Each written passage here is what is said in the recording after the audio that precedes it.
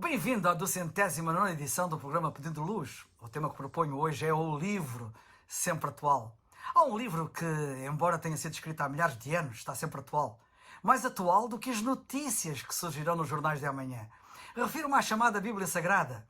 O que a Bíblia diz é divino e eterno, enquanto que as notícias e informações dos jornais de amanhã e dias seguintes são transitórias e limitadas ao contexto temporal.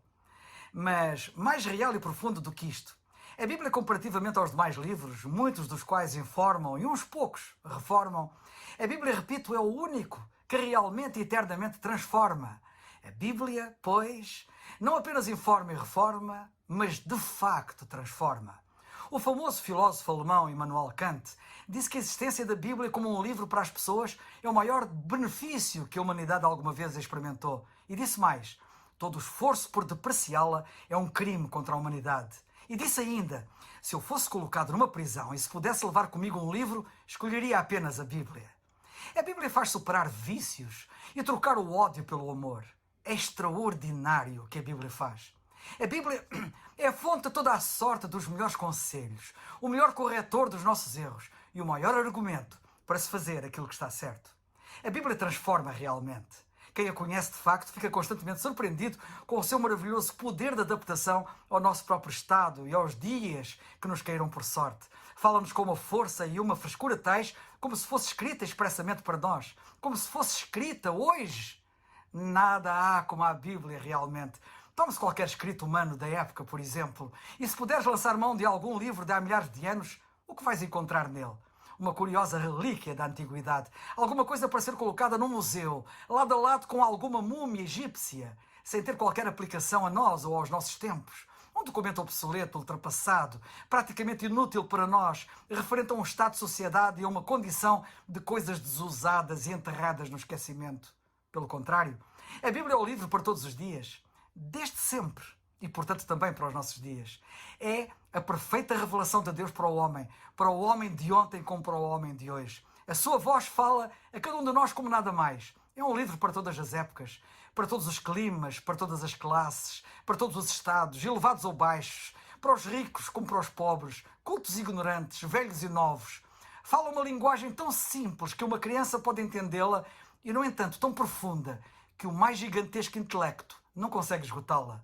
Além disso, fala diretamente ao íntimo do coração, toca as fontes mais profundas do nosso ser moral, penetra no recôndito das raízes do pensamento e do sentimento da alma, julga-nos profundamente. Em suma, é como escreve o apóstolo inspirado, quando escreve aos Hebreus, no capítulo 4, versículo 12, na Bíblia, dizendo: a Bíblia é viva e eficaz e mais penetrante do que espada alguma de dois gumes e penetra até à divisão da alma e do espírito e das juntas e medulas e é apta para discernir os pensamentos e intenções do coração.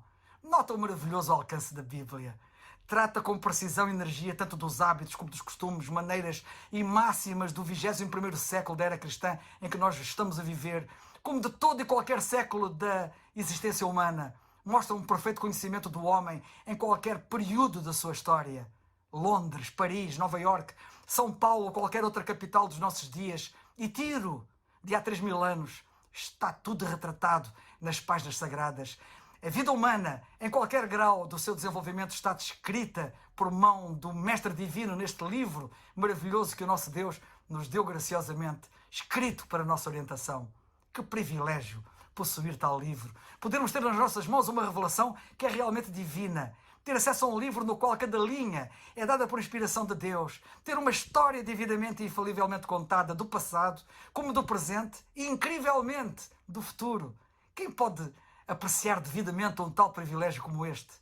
Lance-te daqui o repto, para que a leias, a analises, a estudes e a conheças por ti próprio, e não pelo que os outros dizem, incluindo eu. Ao dares ouvidos a outros, encontrarás depoimentos contraditórios, muitos dos quais tentam negar o que aqui afirmo. Digo tentam, porque não o conseguem, mas disso terás tu a certeza quando tu próprio pegares na Bíblia e a examinares. Descobrirás nela a fundo a verdadeira origem de toda a oposição à palavra de Deus. Isso habilitar-te a apreciá-la no seu verdadeiro valor. Sabe por ela que o diabo realmente existe e que ele aborrece a Bíblia, a palavra de Deus. Aborrece-a com verdadeiro ódio e por isso serve-se, até de descrentes instruídos, para escreverem livros a fim de tentarem provar que a Bíblia não é a palavra de Deus, que não pode ser a palavra de Deus, visto que nela há supostamente, segundo eles, erros e contradições.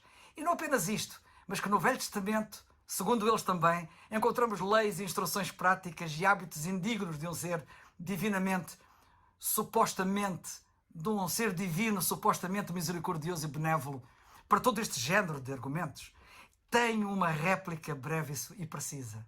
A respeito de todos estes incrédulos e eruditos, digo simplesmente que eles não sabem absolutamente nada sobre esta matéria.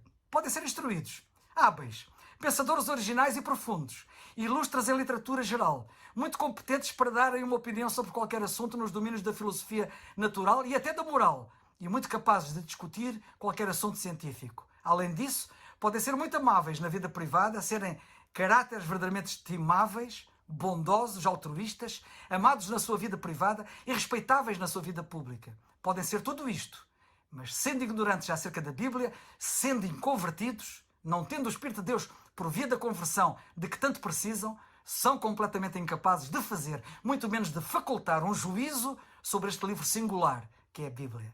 Se alguém totalmente ignorante em astronomia presumisse entrar em discussão sobre os princípios do sistema de Copérnico, esses mesmos críticos da Bíblia que referi diriam logo de imediato que tal pessoa é incompetente para falar sobre astronomia e indigna de ser escutada a esse respeito. Em suma, ninguém tem o direito de dar uma opinião sobre um assunto que não conhece.